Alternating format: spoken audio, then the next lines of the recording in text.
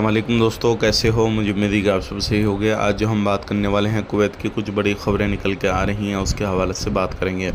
सबसे पहले खबर की तरफ बढ़ते हैं। जो बड़ी खबर आ रही है कुवैत से, बहुत सारे लोगों के सवाल रहते हैं कि अगर हमें पकड़ा जाएगा, हम इलीगल हैं, तो कितना समय लग सकता है कुवैत को छोड़ने में, या कितने समय बाद हमें जो है वहाँ से जेल से रिहा किया जाएगा।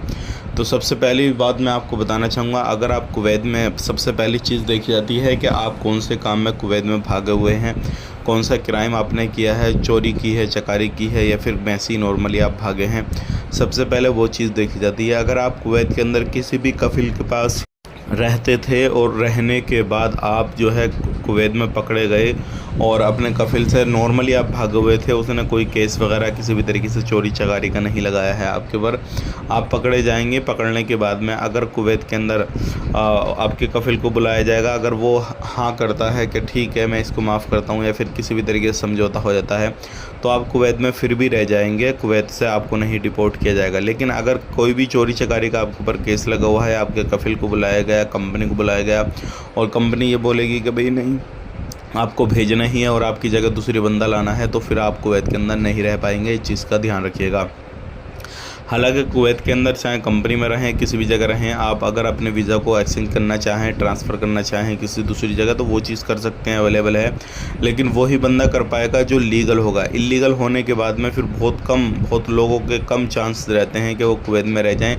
अगर एक बार पकड़े गए तो डिपेंड करता है कि कौन से केस में वो पकड़े गए हैं, कौन से केस में नहीं। क्योंकि कुवैत में टाइम भी लग जाता है, किसी किसी को 1 महीना, 2 महीना, 4-5 महीने भी लगता है।